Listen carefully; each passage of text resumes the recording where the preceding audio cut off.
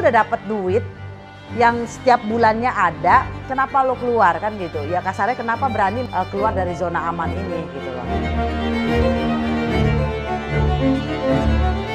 Kita yakinlah kalau kita berusaha, terus kita mencoba untuk berinovasi, masa Tuhan nggak ngasih rezeki sih buat kita, kasarnya gitu.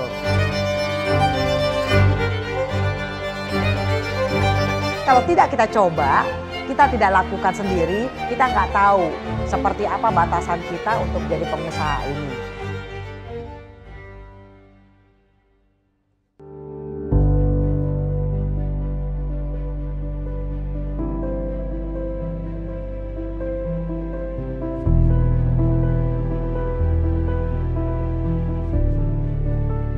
Perkenalkan, nama saya Rosi Pakpahan.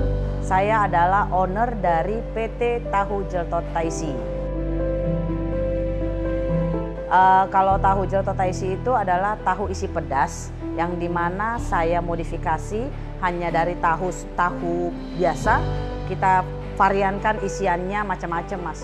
Jadi dari mulai yang original ada, yang spicy ada, extra spicy ada, chicken ada, tahu walik ada, tahu bakso juga ada. Jadi memang dari varian hanya tahu goreng aja, kita modifikasi, kita kreasikan menjadi olahan tahu cemilan yang bisa dimakan oleh semua orang. Kita berdiri dari tanggal 29 Februari 2012. Sebelum saya terjun langsung di dunia kuliner di Tahu Jeltot Taisi, ini saya tuh awalnya memang nggak langsung bisa sebesar ini ya. Jadi memang awalnya itu memang saya juga sebagai karyawan yang dimana berangkat pagi, pulangnya malam, ya kan. Bahkan matahari belum terbit, kita pulang sudah tenggelam mataharinya kan. Jadi nggak pernah ngeliat matahari di luar gitu loh. Saya bekerja di salah satu bank yang dimana saya langsung pensiun dan saya dan suami terjun langsung lah di bisnis Tahu Jeltot Taisi ini. Yang di awalnya itu pertama memang di awal tuh ya suami saya duluan yang resign. Terus kita pikir ya daripada ini ya kita mau coba juga lah. Kayaknya asik juga gitu loh. Kalau ternyata jualan gorengan itu nggak ada matinya ya gitu loh. Mungkin faktor kepepet juga kali ya. Ada faktor kepepetnya dan kenapa kepengen jadi keluar dari zona aman lah kasarnya. Ya ternyata di satu sisi saya juga bisa ngurus yang namanya keluarga, seperti itu. Bisa ngelihat anak-anak juga, seperti itu.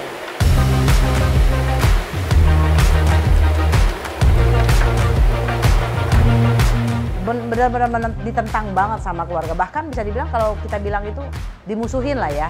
Karena kasarnya bisa dibayangin nggak? Lo tuh udah disekolahin tinggi-tinggi, sastra, Jepang, S1, udah sekolah jauh-jauh dari kasarnya kalau kayak saya kan memang lahir di sini. Tapi kalau suami kan itu dari seberang. Jadi intinya ya nggak muluk-muluk. Kalau orang kampung kasarnya orang kampung ke kota itu kan pasti nggak membutuhkan biaya yang lumayan banyak. Suami kan petani, orang tuanya kalau sekolah pasti butuh perjuangan dan effort yang luar biasa gitu loh. Lu tuh udah dapet duit yang setiap bulannya ada, kenapa lo keluar kan gitu? Ya kasarnya kenapa berani mengeluarkan keluar dari zona aman ini gitu loh.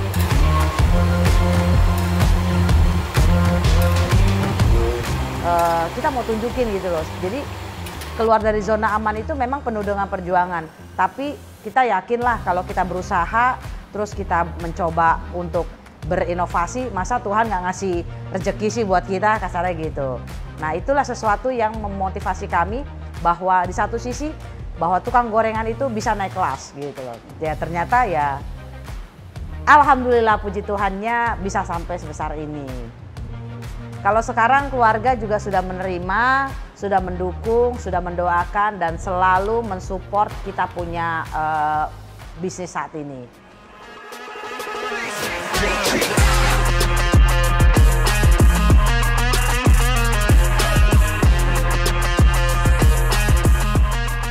Kalau rintangan sih banyak ya, maksudnya beberapa ada yang memang benar-benar membuat kita itu hopeless juga gitu loh.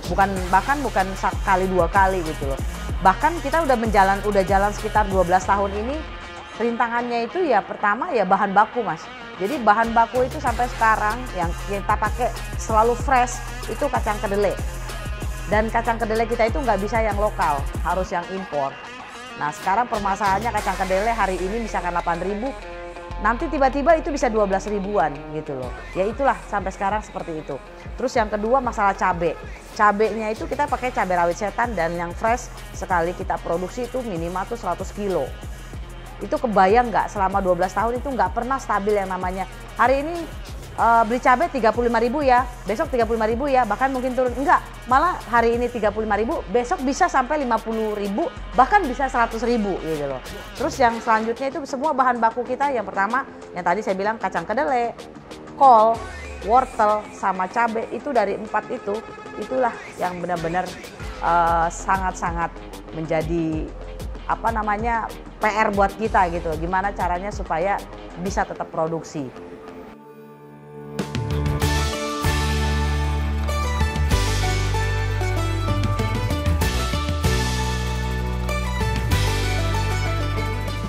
Nggak ada, Mas. Sama sekali nggak ada. Jadi memang dunianya saya tuh tukang marketing, ya kan. Jadi sampai saya kerja pun di perusahaan sampai ini saya tuh dunianya dunia marketing, Mas. Jadi kalau dunia marketing itu kan setiap hari ketemu orang segala macam. Kita nggak ada tuh yang namanya punya basic untuk jiwa pengusaha apa segala macam, nggak ada. Malah orang tua saya itu supir angkot gitu loh, supir angkot di dekat rumah ini gitu loh. Jadi ya memang saya lahir di sini di Depok. Kalau suami memang dari seberang, dari Medan, seperti itu. Jadi ya memang yang basic untuk ingin jadi pengusaha itu nggak ada. Awalnya itu kan karena saya kan memang tiap hari itu trial dulu, Mas, ke sekolah anak-anak saya. Jadi tugasnya itu cuman sebagai antar jemput anak. Tiap hari itu tahu saya bawa sekontainer kecil itu kayak cooler box itu yang dari cooler plastik itu. Setiap hari saya bawa 100 biji tahu. Saya bagi-bagiin ke orang tua ataupun bapak atau ibu yang ada di sekolah anak saya yang menunggu anaknya sekolah.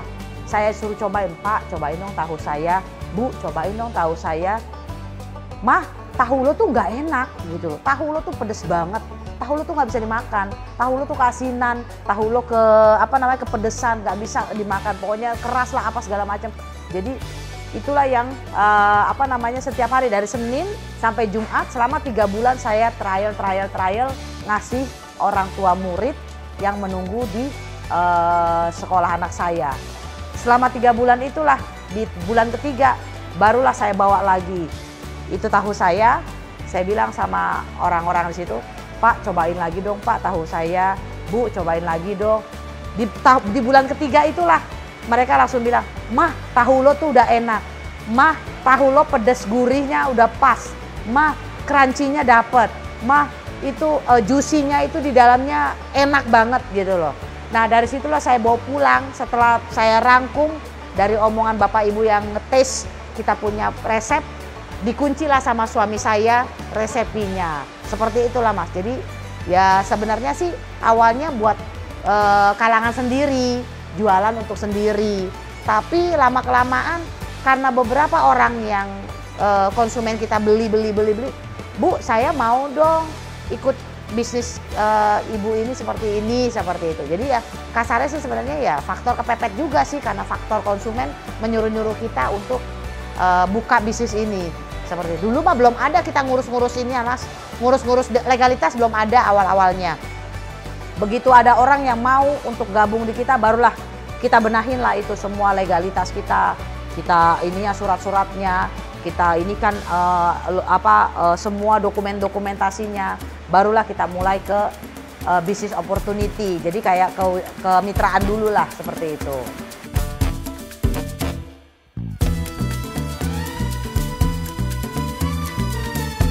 Kalau untuk standarisasinya di awal itu kan awalnya itu saya masih ngambil dengan orang. Ngambil di orang itu pun ya karena memang kita belum punya pengalaman ya, belum punya pengalaman untuk bikin tahu. seiring waktu berjalan kita mikir ternyata lebih enak kalau kita dari hulu ke hilir kita yang produksi seperti itu. Dan ya untungnya ya Tuhan masih baik ya sama kita, makanya kita dikasih orang-orang ataupun tim yang luar biasa yang bisa membantu kami dari mulai kami bikin tahu sendiri, karena sekarang kita udah punya pabrik tahu sendiri, sekarang udah sekitar jalan 4 tahun lebih lah ini kita pabrik tahu kita ini. Terus kita juga semuanya dari mulai tahu produksi sendiri, bumbu-bumbunya juga kita bikin sendiri juga, racik sendiri, dari tepungnya juga kita premix sendiri. Jadi memang semuanya itu dari hulu ke hilir dari kita semuanya.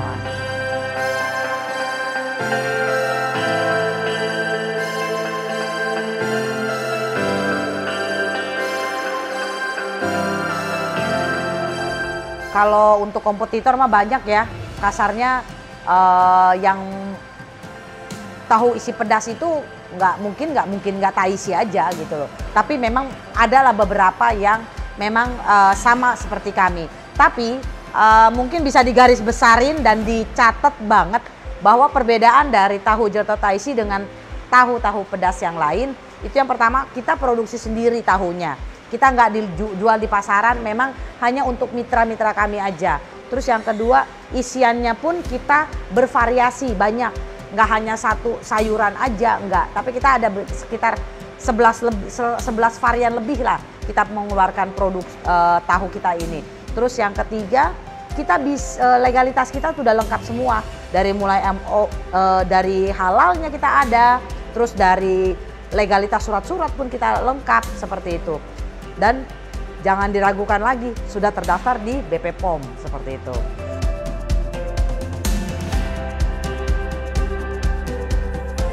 Jadi kita buka dana itu ataupun kemitraan di tahu Jelto Taisi itu mulai dari 5 juta, 20 juta, dan 55 juta. Kalau misalkan untuk yang 5 juta biasanya seperti yang saya bilang mungkin ibu-ibu yang bisa pengen jualan di rumahan, kita supply. Kita bantu untuk mereka bisa bisnis cari cuan juga dari mulai di rumah. Itu yang paket 5 jutanya. Bahan baku kita kasih di awal seperti itu. Dan dia bisa pakai brand kita. Terus yang kedua kalau yang paket 20 juta mungkin teman-teman bisa lihat juga di depan kayak mungkin teras supermarket. Terus di rest area ada juga. Terus di food court itu ada. Jadi paket yang 20 juta itu yang paket aluminiumnya. Jadi paket aluminium itu yang biasanya gerobakan. Ya kalau gerobakan itu ya biasanya kan kebanyakan orang ready to eat ya sama yang online. Seperti itu. Terus kalau yang paket 55 juta itu mungkin yang di depan Alfa, yang di depan dalam mall, cafe, terus food court juga seperti itu ya mungkin kayak seperti ini. Modelnya boothnya itu premium. Yang premium punya seperti itu. Jadi memang orang yang mungkin dari ibu-ibu yang tidak kerja di kantoran bisa buka di rumahnya mereka sendiri seperti itu. Karena kita akan support di bahan baku kita support, terus kita akan support juga di online-nya, di aplikasi online-nya. Jadi di tahu Jelto Taisi ini bisa jualan dalam kondisi ready to eat sama frozen food-nya gitu. Jadi dalam kondisi frozen dia bisa jualan juga. Sudah frozen saya punya. Nah, ini udah habis. Udah dikirim semua soalnya tadi penuh full. Jadi ini semuanya udah ada punya orang nih mas. Ini buat dikirim besok. Ini tinggal kirim aja. Ini buat dikirim besok. Kalau yang udah beku ini buat kirim besok. Yang ini buat kirim besok semuanya. Ini variannya juga banyak. Kenapa Bu akhirnya ada frozenannya gini? Ya karena banyak yang minta sebenarnya. Terus mereka malah pengennya ya saya pengen goreng sendiri seperti itu. Jadi dengan goreng sendiri ini ya mereka lebih bisa untuk stok di rumah untuk kasarnya buat arisan bisa, buat dia jual lagi bisa seperti itu. Kalau di awal kita nggak bikin seperti ini karena kita ngirimnya dalam kondisi fresh. Jadi kan ini kan yang baru nih produksi hari ini. Yeah. Ini yang tadi pagi ini. Tadi pagi ini yang baru fresh. Jadi kalau kita ngirim di awal tuh fresh seperti ini. Tapi resikonya kalau kita kirim fresh ke mitra itu sangat-sangat high resiko banget gitu loh. Karena kita sama sekali tahu tidak pakai bahan pengawet sama sekali.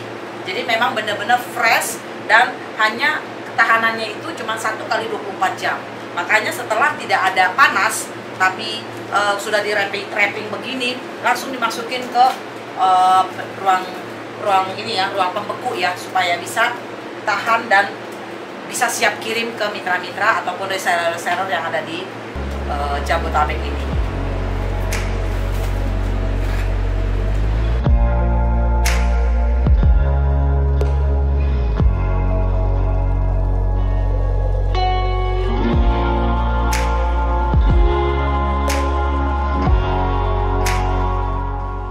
Kalau ditanya ya sebenarnya sih kita balik lagi ke diri kita sendiri ya.